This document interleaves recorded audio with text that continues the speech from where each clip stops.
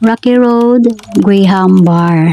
Unya diri na ta sa atong ingredients. Ang pieces of Choco Moist cakes, marshmallow, condensed milk, ug ang atong cream densada, ug syempre ang atong Graham biscuits.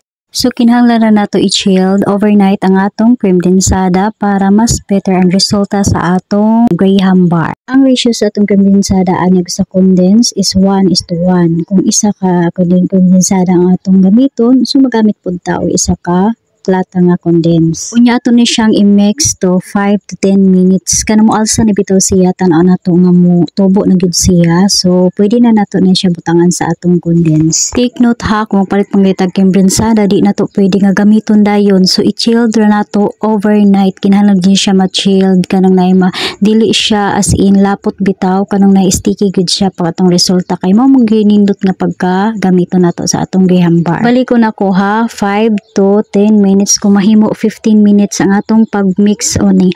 Pwede ta mo gamit sa mga hand mixer, pwede ta mo gamit aning stand mixer, basta kay kung unsay naa sa atong balay, kung sa available nato, mao ra tong gamiton. Unya kay tanaw nato kani alsa naman, so butangan na nato og condensed milk. So kinahanglan gyud nato butangan og condensed milk, tamis-tamis gamay ang densada. Pwede sa nato tungaon natong butan sa tong condensed milk, dili nato ihurot kay tamis ra magid siya. Dayon i-mix nato gamay para ma-mix lang po nato ang atong densada ug atong condense. Pwede ra gud siya nga dili na ta mo gamit og stand mixer. Ato na ni siyang i-mix gamit atong spatula or atong luwa. Nya pag human sa 3 minutes natong pag-mix ani, so pwede na ni nato ibutang sa atong Graham bar na atong gipang file na daan. So wala na ko ipakita sa atong kuan video. So ato na ni ibutang ni atong Graham bar or atong na mixture sa atong ice cream. After nato mabutang atong mixture diri sa atong sudlanan, dayon butang na dayon nato sa atong mga ingredients or sa mga toppings nga atong ibutang. So optional ni siya ha, pwede ta mo gamit mangga, pwede ta mo gamit mga watermelon, basta kay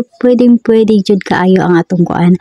Kung pwede butangan nato og mga flavoring ana para mas mo kuan gid siya mo enhance ang iyang lasa. Pwede ganit siya plain, pwede ra dili na nato butangan mga toppings, pwede ra jud kaayo kay labi naman po ni siya pag mo frozen na bitaw. So kining akong gisample karon is Rocky Road, katong na pieces of cake unya marshmallow, mamgid na siya ang atong naay main ingredients gyud pag mag Rocky Road ta. So pwede ra gid na optional guys, pwede na ta mamili mga fruit salad, pwede gud kaayo butang nato diri. After nato mahuman sa atong toppings, dili na ta sa atong last procedure sa atong Graham bars, ang pagbutang sa atong Graham biscuits. So magyud ni siya pinaka-importante. Ug unya diri ra tataman mo ra na ang whole procedure sa atong Graham bar ug unta nakasabot mo ug unta nakuha ninyo. Kung wala man gani mo na substance, please balika ang akong video para makasabot gyud ta. So thank you for watching diri ra ko taman ug unta mag-subscribe mo para makahibaw mo sa akong another upload. Thank you for watching.